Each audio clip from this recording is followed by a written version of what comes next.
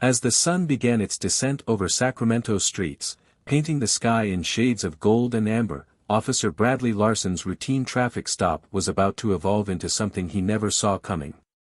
Eric Porter, on his way home after a long day at the office, was driving his sedan through the city. The soft hum of the car's engine accompanied the sound of the radio, playing faintly in the background. Eric, eager to shake off the day's stress, adjusted the air conditioning and leaned back in his seat. Approaching a yellow light, Eric slowed down, just as it turned red.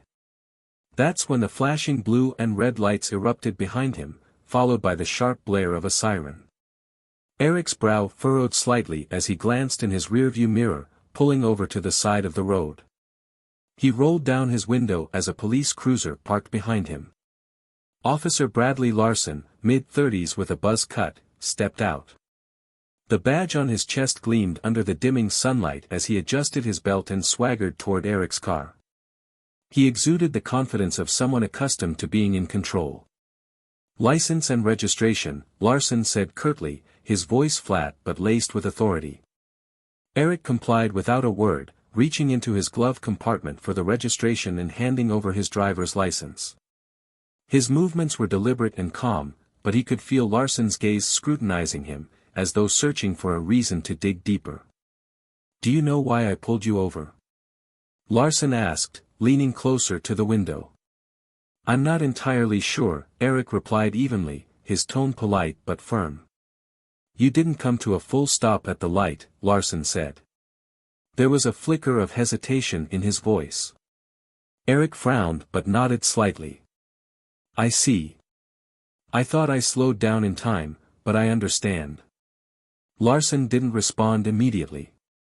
Instead, he lingered for a moment, his eyes narrowing as he studied Eric more closely. It was no longer just a routine stop, at least not for Larson.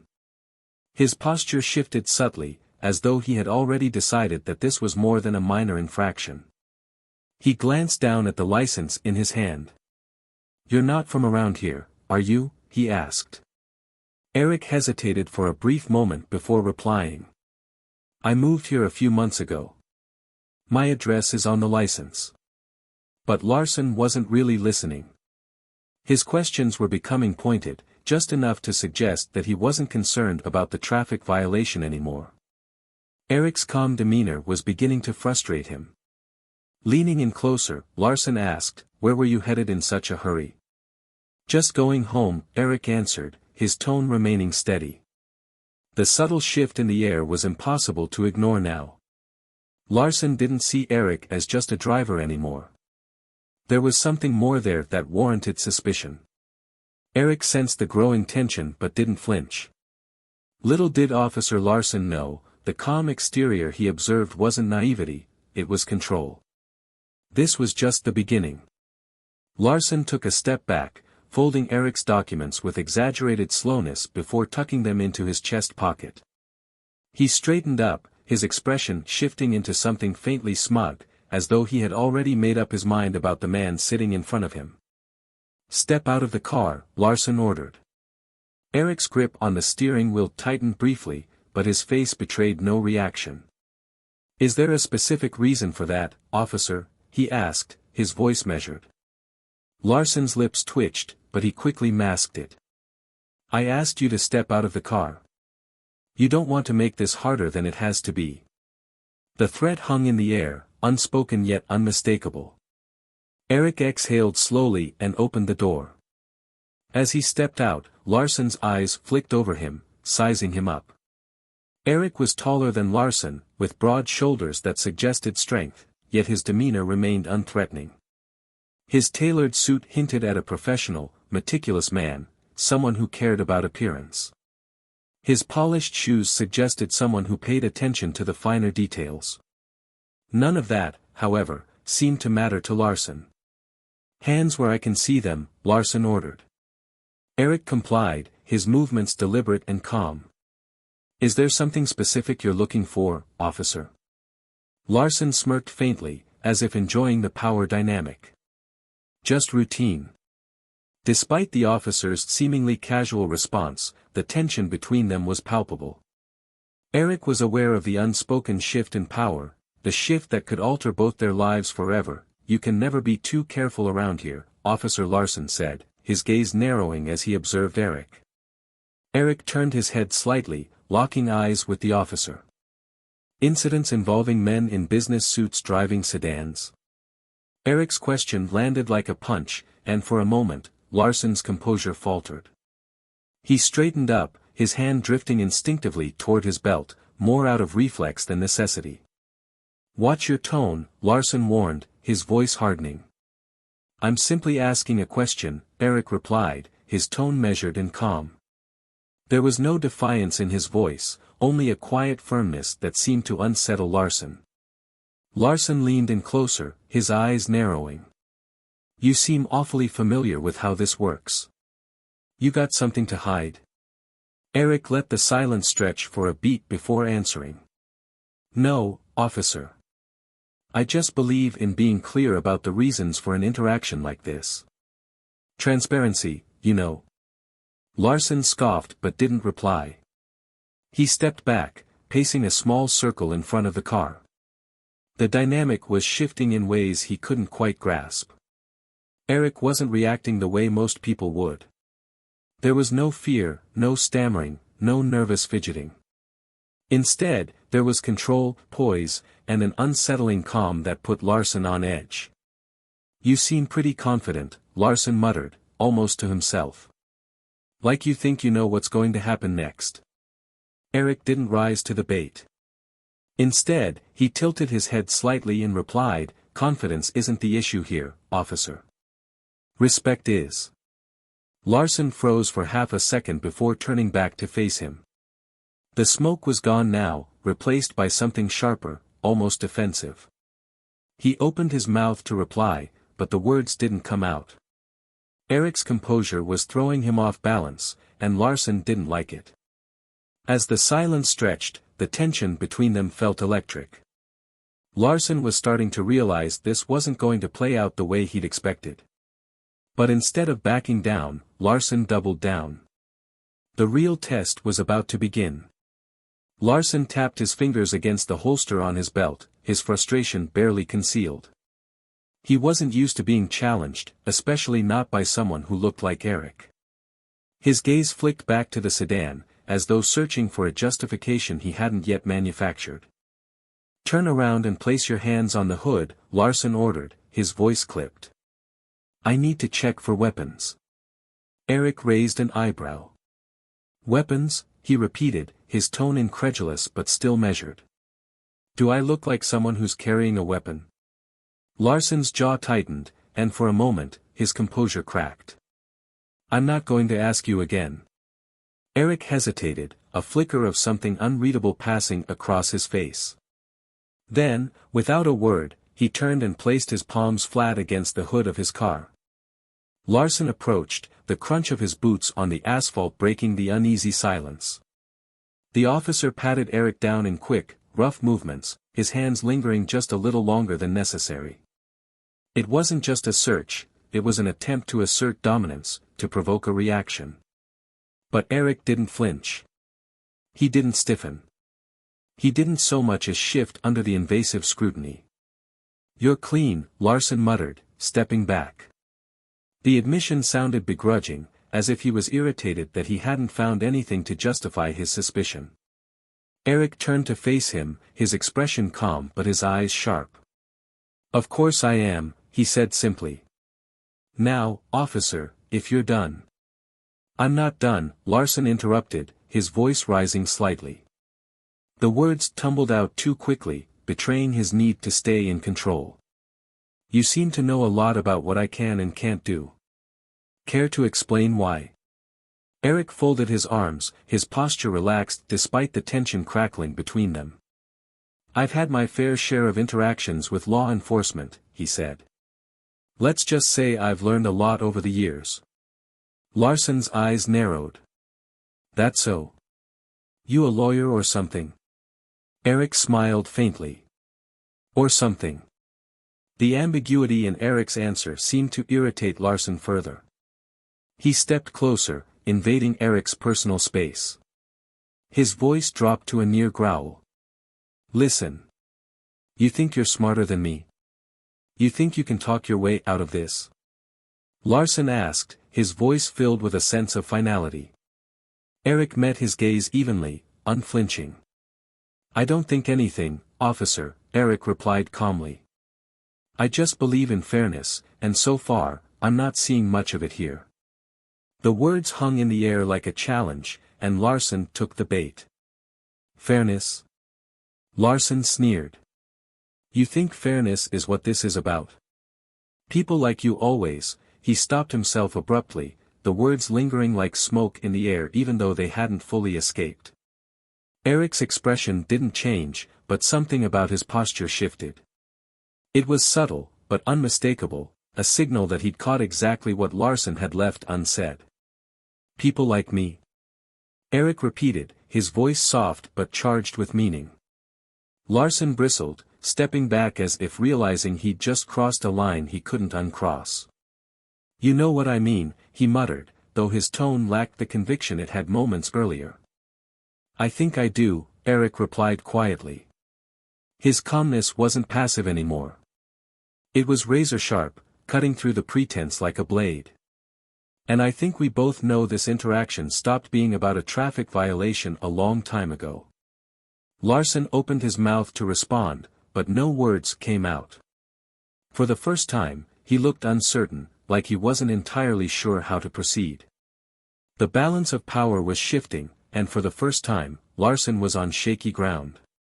But the moment of reckoning was still to come, and it would be one he'd never forget. Eric's voice broke the heavy silence, steady and unyielding. Officer, I think it's time you know who I am. Larson's brows knitted together, irritation resurfacing.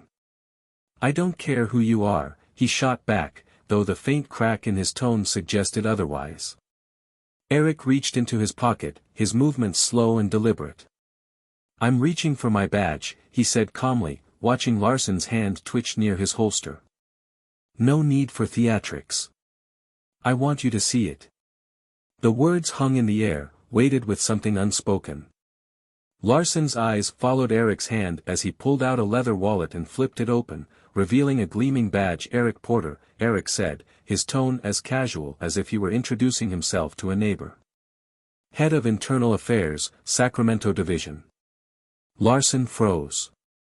His eyes darted from the badge to Eric's face, searching for some sign that this was a joke. But there was no humor in Eric's expression, only quiet authority and a hint of disappointment. Internal Affairs? Larson repeated, his voice cracking slightly. Yup, Eric interrupted, saving him the trouble of finishing the thought. I oversee officer conduct. My job is to ensure that the people wearing this badge uphold the integrity and values it's meant to represent. Larson's face paled, his confident demeanor unraveling in real time. He took a small step back, his hand falling away from his belt as though the weight of his own authority had suddenly become too heavy. Eric took a step forward, closing the gap Larson had instinctively created. Do you know what the most troubling part of this interaction has been, Officer Larson? Eric asked, his voice calm but piercing. Larson didn't answer. He looked like a man who had just realized he'd walked into quicksand and had no idea how to escape. It's not the profiling, Eric continued, though that was bad enough. It's not the baseless escalation, either. It's the fact that you've done all of this without even realizing who you were talking to. Larson's mouth opened, but no words came out. You assumed that I wouldn't know my rights, Eric went on, his gaze unrelenting. You assumed I wouldn't understand the laws you're sworn to uphold. Larson's eyes flicked nervously to the badge in Eric's hand again, as if willing it to disappear. But Eric wasn't done.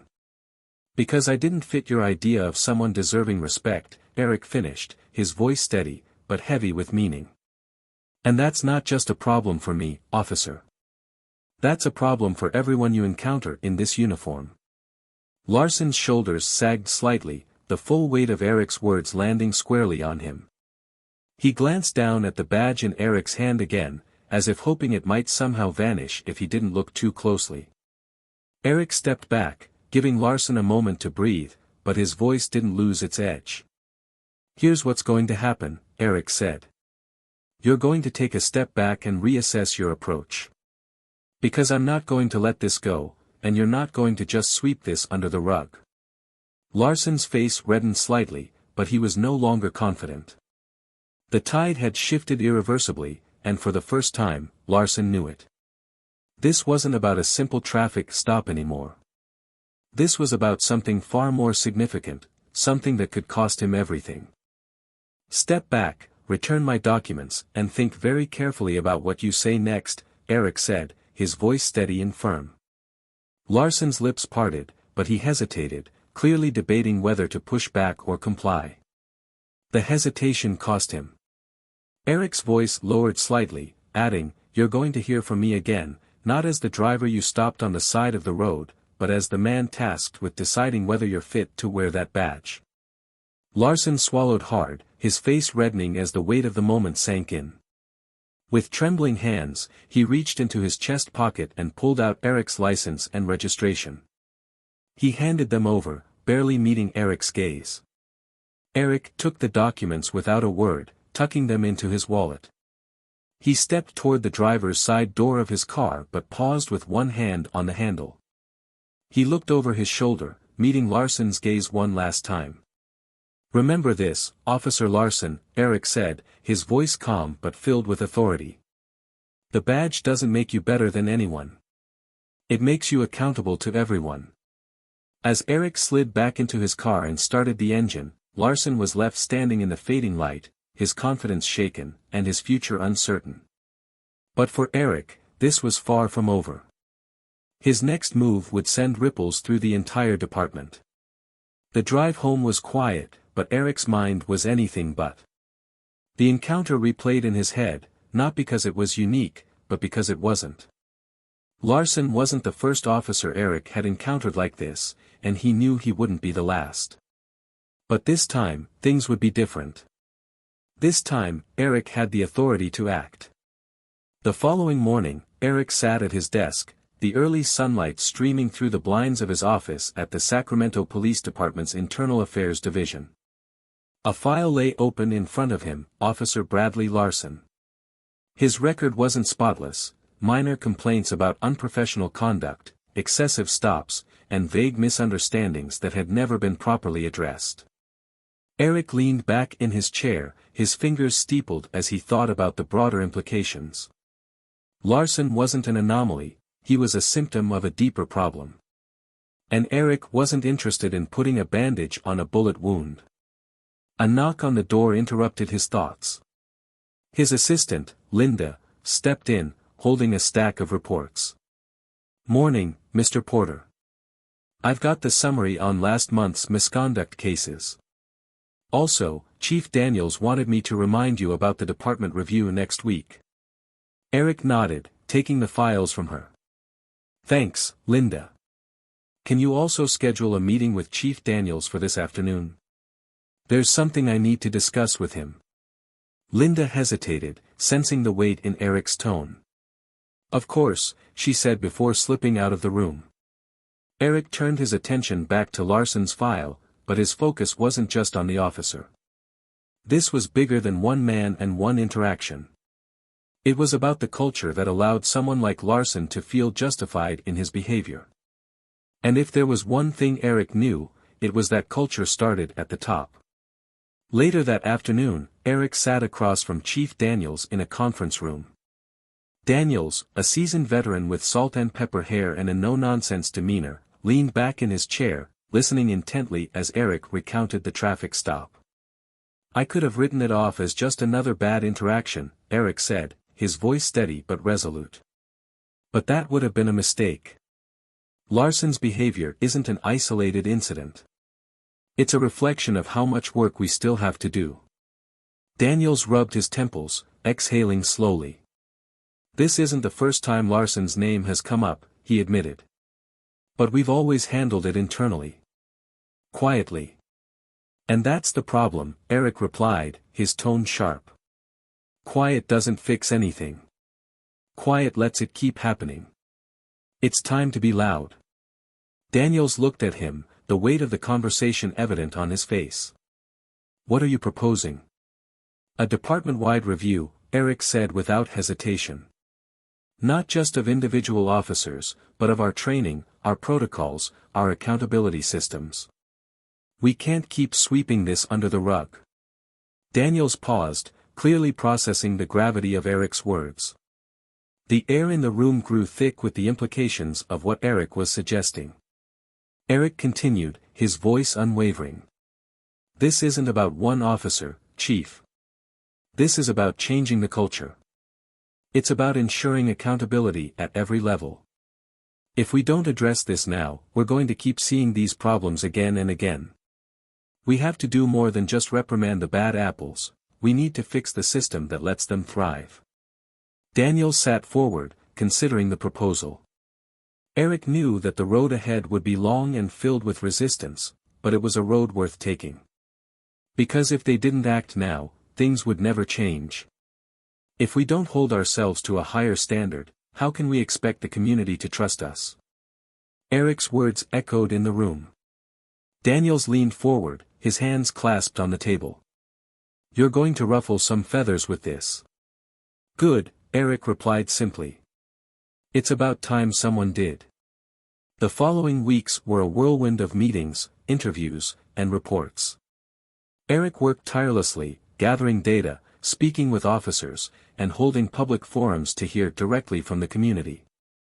The Larson incident had become a catalyst for change, a pivotal moment that forced the department to confront its flaws head-on. Larson, for his part, faced an internal hearing. Eric made no secret of his involvement, sitting across from Larson during the proceedings and watching the officer squirm under the scrutiny. The hearing resulted in a suspension, but Eric knew the real victory wasn't in punishing Larson. It was in preventing the next Larson. Months later, Eric stood at the podium of a community event, addressing a room filled with officers, city officials, and local residents. He spoke not of blame, but of responsibility, a shared duty to create a system that worked for everyone. His words were a promise of change. "Justice isn't just about catching the bad guys," Eric said, his voice resonating throughout the hall.